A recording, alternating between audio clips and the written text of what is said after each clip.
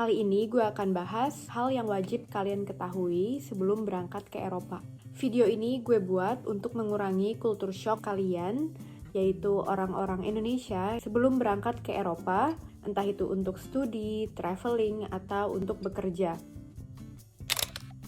Di Eropa banyak toilet yang berbayar. Ada toilet yang dijaga oleh petugas seperti di Indonesia.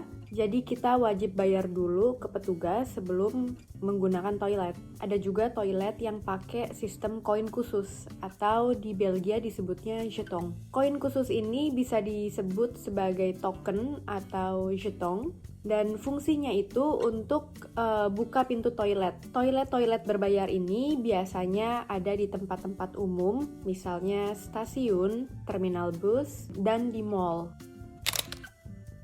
Toilet di Eropa biasanya menggunakan lampu otomatis. Jadi lampunya itu nyala saat kita berjalan ke dalam toilet. Terus kurang dari 3 menit atau kurang dari 5 menit lampunya akan padam. Masih tentang toilet, di Eropa Barat gue selalu menemukan toilet duduk dan ada tisu di sekitarnya untuk cebok. Jadi kalian gak bakal nemu toilet jongkok di Eropa Barat dan kalian bakal jarang banget ketemu dengan gagang bamgan. Cara orang Eropa untuk cebok pun itu hanya menggunakan tisu. Lalu tisu dibuang ke dalam kloset, bukan dibuang ke tempat sampah di sekitar.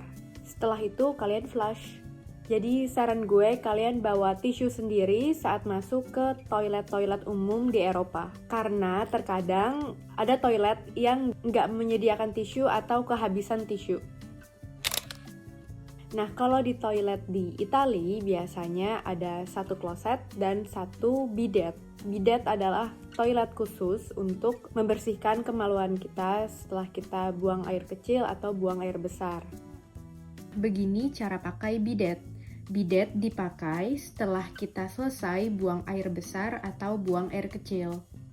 Pertama, kita putar keran air di bidet dan atur suhu airnya, biar nggak terlalu dingin dan nggak terlalu panas.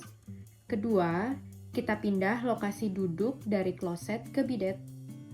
Ketiga, dengan posisi duduk seperti ini, keran bidet akan membersihkan anus kita. 4. Kita juga bisa gunakan tangan untuk bersih-bersih.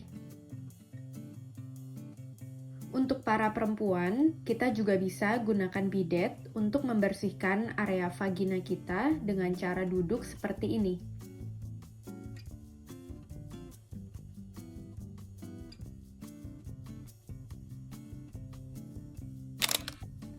Banyak pengemis dan tunawisma di Eropa. Di kota-kota besar di Eropa, khususnya di ibu kota, kalian bakal ketemu banyak tunawisma dan pengemis.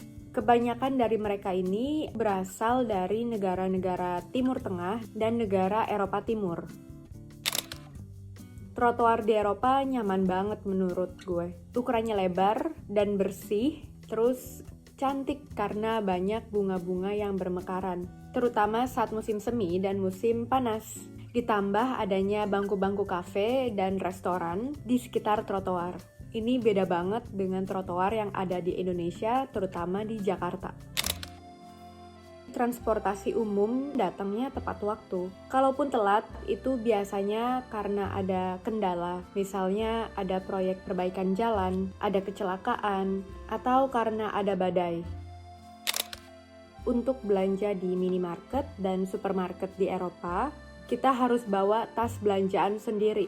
Karena pemerintah Belgia punya program peduli lingkungan, jadi kalau kita mau menggunakan plastik dari suatu toko atau restoran atau minimarket supermarket, kita harus bayar plastik itu. Kadang kita juga harus bayar tas karton. Self-service di minimarket dan supermarket. Lalu kita juga harus packing barang-barang belanjaan kita atau barang yang kita beli untuk dimasukkan ke tas belanja kita. Jadi kasir nggak akan bantuin kita untuk masukin barang kita ke tas. Kecuali customernya itu adalah penyandang disabilitas dan lansia. Kasir masih mau bantu. Kalau kita masih sehat walafiat ya kita lakuin sendiri.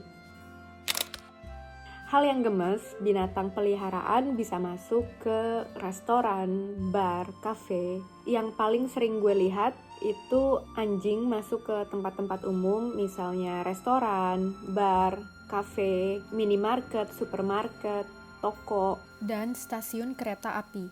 Terus tempat-tempat makan seperti restoran, bar, dan kafe, mereka juga menyediakan piring untuk minum dan makan anjing. Jadi ketika si pemilik anjing ini lagi makan atau menikmati cemilan di tempat makan tersebut, si anjing pun juga bisa makan dan minum. Banyak copet dan penipu di ibu kota. Contohnya di Paris, orang-orang dari negara Maghribi yang nawarin gelang donasi ke kalian. Kalau mereka berhasil naruh gelang itu ke tangan kalian, kalian dipaksa untuk bayar. Saran gue, kalian mending pura-pura nggak bisa bahasa Inggris dan nggak bisa bahasa Prancis. Di Eropa, kalian nggak boleh sentuh anak kecil sembarangan. Apalagi kalau kalian nggak kenal ya. Kalau di Indonesia, biasanya ketika kita lihat anak kecil, entah itu kita kenal atau nggak kenal, kita bisa bilang, ih gemes banget, atau kita pegang pipinya. Tapi, kalau kita ngelakuin hal tersebut di Eropa, kita bisa dicurigai sebagai pedofil. Itu juga ganggu privasi si orang tua anak tersebut. Di Eropa, kalian bakal gampang banget jalan-jalan dari satu negara ke negara yang lain. Berkat visa Schengen, kita bisa jalan-jalan di 26 negara di Eropa dengan mudah. Rasanya tuh kayak pindah dari satu kota ke kota lain aja. Terus jangan packing berlebihan. Di Eropa banyak penginapan berupa bangunan tua. Dan di bangunan tua biasanya belum tentu ada lift. Jadi untuk menghindari kalian ribet untuk bawa atau angkut barang dan koper kalian, sebaiknya kalian bawa barang secukupnya aja.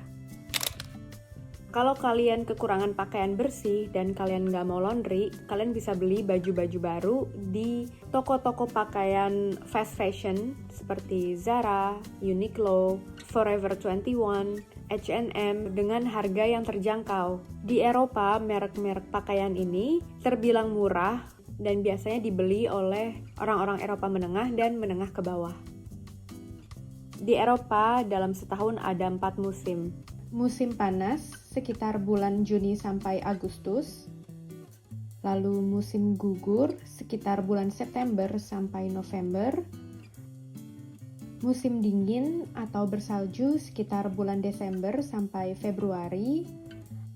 Lalu musim semi sekitar bulan Maret sampai Mei. Jadi jangan sampai kalian salah bawa pakaian atau packing. Untuk kalian yang rencana untuk liburan di beberapa negara di Eropa, biar praktis kalian beli SIM card yang bisa dipakai di beberapa negara Eropa. Jadi bukan SIM card yang hanya bisa dipakai di satu negara. Untuk tips-tips traveling dan tinggal di Eropa lainnya, kalian bisa lihat di video gue yang ini dan yang ini. Kalau kalian punya ide untuk pembahasan di channel ini, atau kalian punya ide lainnya untuk tips traveling atau tinggal di Eropa, kalian bisa tulis di kolom komentar.